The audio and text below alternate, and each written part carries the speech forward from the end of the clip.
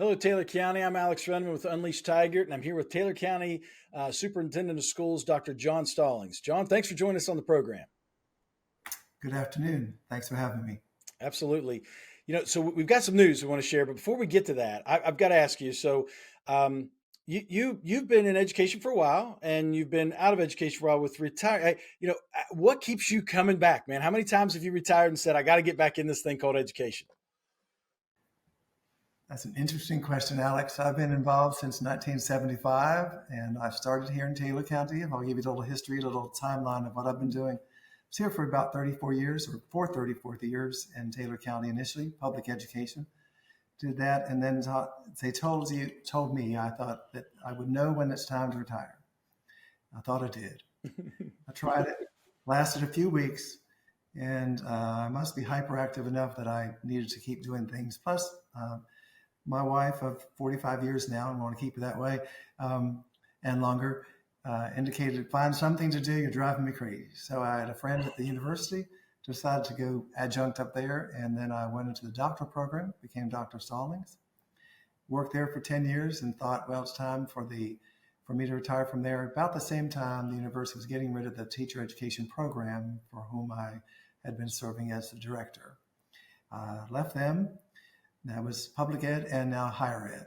I moved to, a friend of mine needed someone to work for Trinity Christian School. I came there and served as a principal. It's grades 6 through 12. That was a venture that I'd never done before from being elementary background. COVID hit, I left them. And then I worked for a little while, enjoying my time with the Barber Taylor Community Corrections Program. And then the opening for Taylor County Schools superintendents came up, and I thought maybe I have been taken on a journey to prepare myself. I had been to public ed, higher ed, private Christian ed, and then the community corrections program. And it was a definite no if I didn't apply. And when I did apply, the Board of Education said, well, okay, let's give this guy a try. And so I'm back. And so I'm here because Taylor County is worth it.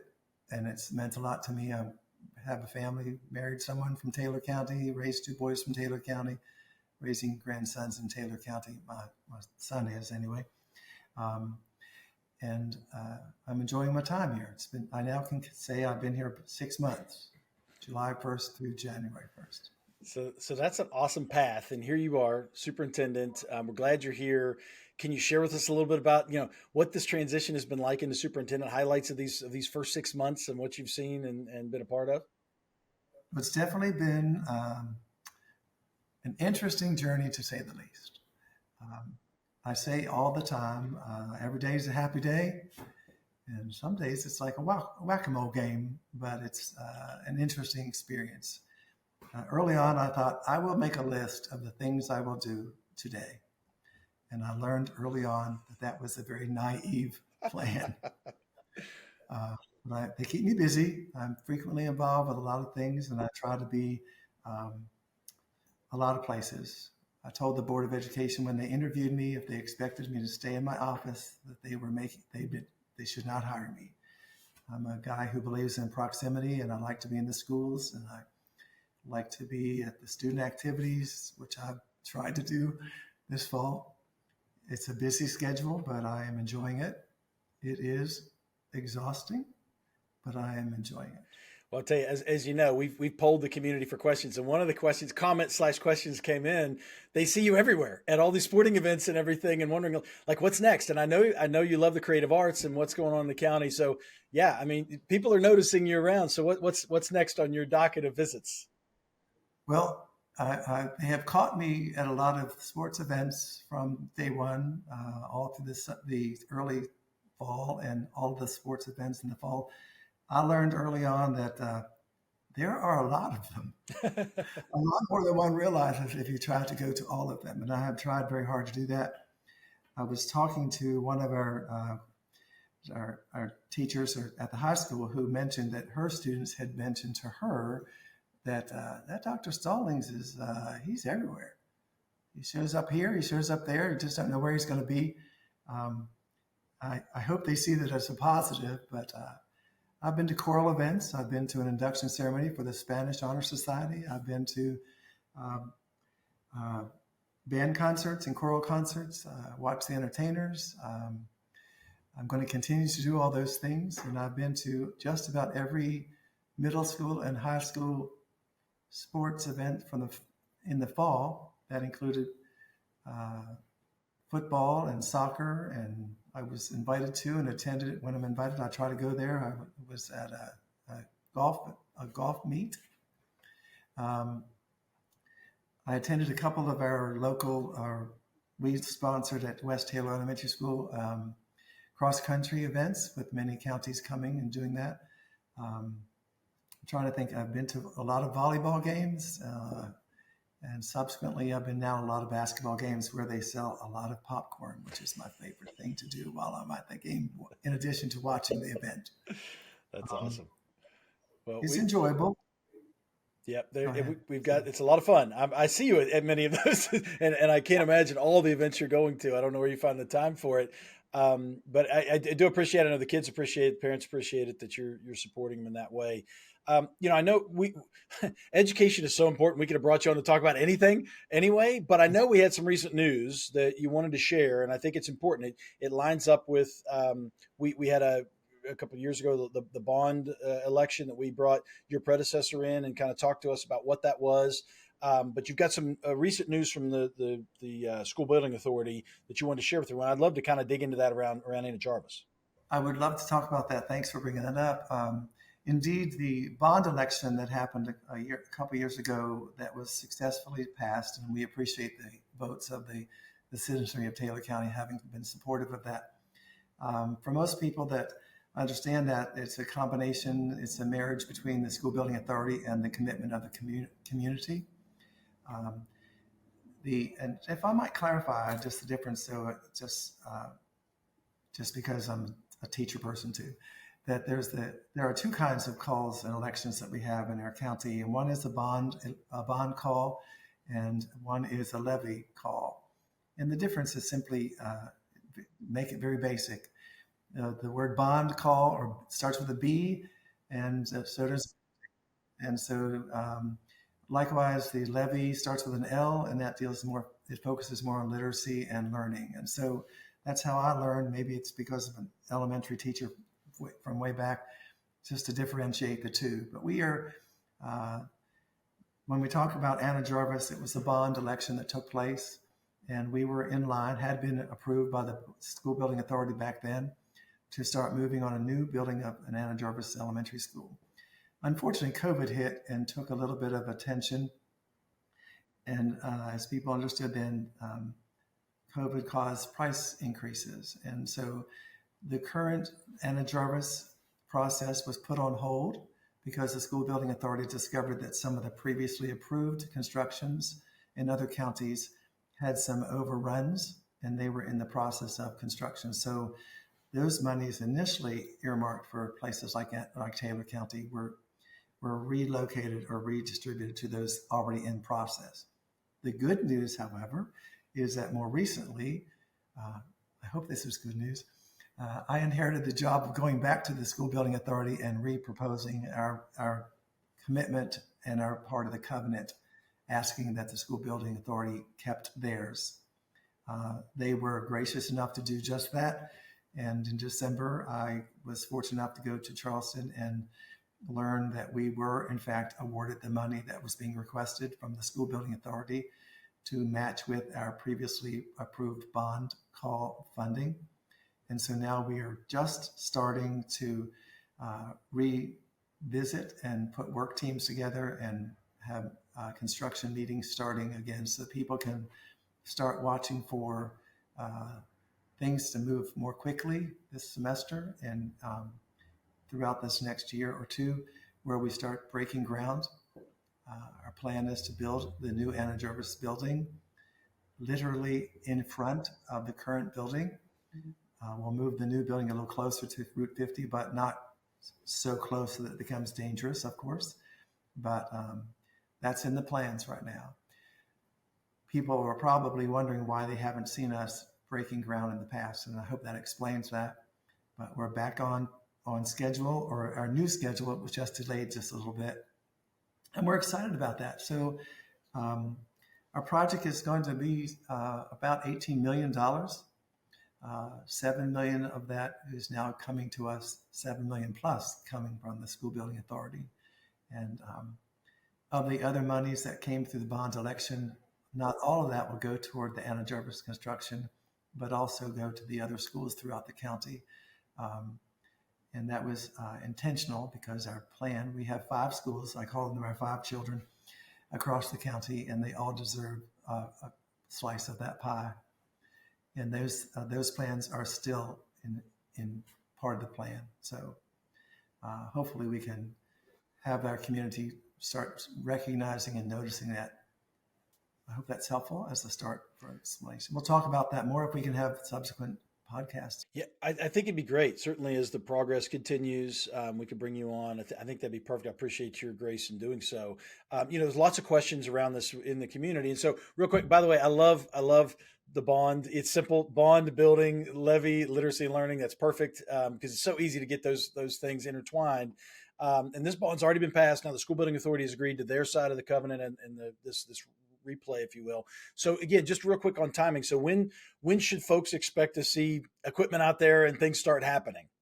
Well, I don't have a specific date for you, but the next couple of months will be the planning meetings with the architects and then advertisements for things like construction companies and things.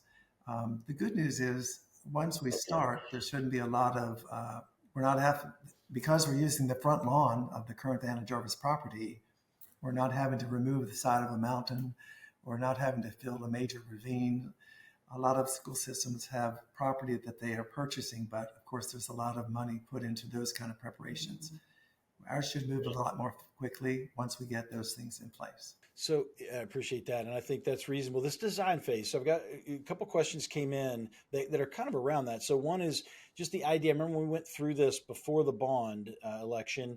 After the bond election, there were several questions that came in and since around the capacity of the school. It seemed though, and I don't have the specifics in front of me, and I apologize, but it doesn't seem like it was built. It was built for maybe like 30 more students than what are there today, and people were concerned: are we building something that already is going to be at capacity? And so, is that the kind of thing that will be re-explored in this design phase, or is it still the capacity really kind of set at this moment? That's kind of a moving target, but indeed, typically the decision for the amount that's funded through the school building authority is based on a formula that they use. And they take the current enrollment and they look at the growth over a series of years at any location, such as our county. Our population is growing in some portions of the county, but not every portion. And they factor that in. The size of the building is also based on the amount of funding that can be earmarked for making that happen. I hope that helps address some of it. The growth of the school is factored in, and we hope that we continue to grow. Some of that is dependent on interest. Typically, an experience happens where as a new building is added to a community, the interest and people look at that and say, gee, I'd like to have my grandchildren go there. Isn't that a nice new place? We're not a booming metropolis in Taylor County, so it shouldn't be as much a concern as in some other locations. Gotcha. I hope that helps clarify. It does. I mean, I think the devil's in the details. To your point, there's a lot of formulas that go into this. There is I guess there's always hope and there's excitement about the growth. But to your point, I mean, our recent history doesn't show that. I would bet on Taylor County going forward, but I think you're right too. New schools always generate some excitement, but you only have so many people in the community, and I'm sure there are designed from an architecture standpoint plans for possible expansion in the future. Those kind of things. Not that those are on the list right now, but from a funding perspective, you can only do what you can do. I think, and that's an important component. Of course, it's important to also, Alex, to remember that our plan was never to build a building that's too small when we open. Our plan would be to make sure it's sufficiently prepared to receive that increased enrollment. Yeah. Can we revisit? I mean, I think appreciate that answer. Can we revisit and I know you weren't here, you weren't superintendent when this was going on, but the decision it continues to come up, and obviously, I think this bond passed narrowly in terms of typical levy passages here and those things, and I think it's reasonable. I mean, it's a lot of money, but at the same time, it's an important decision for our community to build a new school. But the question comes out: build versus remodel. And do you have, I mean, I know it's hard to ask you after the fact, but do you have any of the insight as to the justification around why build a new school versus leveraging, what many of us who maybe have been around the community for a long time still see that as a new school, even though it was built many, many years, decades ago? Well, indeed. One of the things that the school building authority uses when they factor proposals is that they give a ranking score for all the schools in your county. And that's based on not the age of the building, but the condition. And in many cases, remodeling can end up costing you more ultimately than a new facility. And that happens because, using Anna Jarvis as an example, driving by the school, looking at the exterior of the building from the distance of the highway, it looks pretty nice. However, the internal conditions of the building, such as the HVAC systems and those, you can only continue to improve those or repair those. And remember, that building was constructed in 1971 originally. And during my tenure, even before I took my journey to the higher ed and public and private ed, all those things, there were a lot of components of the school that have been repaired. The HVAC systems, for instance, are outdated and not as operational as they could be. They're functioning, but it is, like I said a minute ago, that is sometimes so much more frugal or reasonable to rebuild than to try to keep patching, and plus parts aren't always available forever. We did add twice to the building, I believe in 96, and then again in 2003, I believe, the additions to the building as we grew. That's because we brought, as you'll remember, the West Side School that no longer exists, used to be the kindergarten building, and they moved that up on the hill with the rest of the building when they expanded, and then subsequently redid the cafeteria area. All of those additions were trying to get everybody at the same campus. But back to the facilities and the conditions, Flemington Elementary School and Grafton High School were built, as you recall, in the 1939-40 era. Structurally, they're still strong. There's nothing, they may be the older of the buildings in the county, but they are by no means the one that needed to be scored as the most needing to be replaced. And that's why Anna Jarvis was made as the decision for the county. That makes sense. I tell you, it's funny. Maybe that's part of the thing that skews our perceptions, because we've got this high school and this elementary that have been around for a long time, a lot longer than Anna Jarvis, but yet the bones are good, and they've been able to expand certainly at the high school in a way that's allowed that building to have new life for many decades more. It's crazy. Yeah. Hey, you mentioned Flemington again. We always have questions come in whenever anything around the education system in this community. Our community really gets it, how important education is, and there's always the question around Flemington Elementary School. It's a great community out there and a great school, and the question is always, what is the future? Do you have any insight, any comments on what you see? Get a sense for what the future of Flemington Elementary School is? Well, I'm glad you asked that question. Let me just start out by saying my first teaching experience was Flemington Elementary School. So it's near and dear to my heart. Just clear that up, everybody. But Flemington is they had their high school when I first came around. And I know that they were disappointed when a decision was made several years ago to close that and consolidate everyone to Grafton High School. I'm sure that still hurts. There are a lot of people that, my wife is a graduate from Flemington High School. And that community identity, like most small towns, that is pretty much the hub. One of the, other than their churches, that school is their community center. And it does a great job, by the way. And the facility is a smaller school, but it is still a great location for educating children. So it is not, in my understanding or my plan, or would be my suggestion, even consider doing anything other than to continue to have that as our catching the southwest corner of the county. It's essential. Like I said, it's a community center in many cases. That's another reason that some of the funding from the recent bond call included some upgrades and things, not reconstructing the building, but the focus on that, as people will recall, for all the other 4 schools other than Anna Jarvis, or in addition, would be more security related issues. Yeah. Unfortunately, we're speaking of that because sadly it happens, and we're hoping never in Taylor County, but we'd be ill-advised not to prepare. Yeah. And to be, go ahead. I think that's wise. I mean, we normally will get questions around that. This time we didn't, but I think it obviously there's way too many times we see around the country challenges there. So I think most of us can really see that and appreciate that. Another thing, a concern that's out there, and I appreciate the answer on Flemington. I know the folks, if you've got more questions, just keep them coming, and we'll next time we bring you on, we'll talk about it. But one of the other concerns we hear in the news constantly about teacher shortages, job shortages, those kind of things. Can you explain just a little bit about what's happening in Taylor County? Are we seeing those same challenges?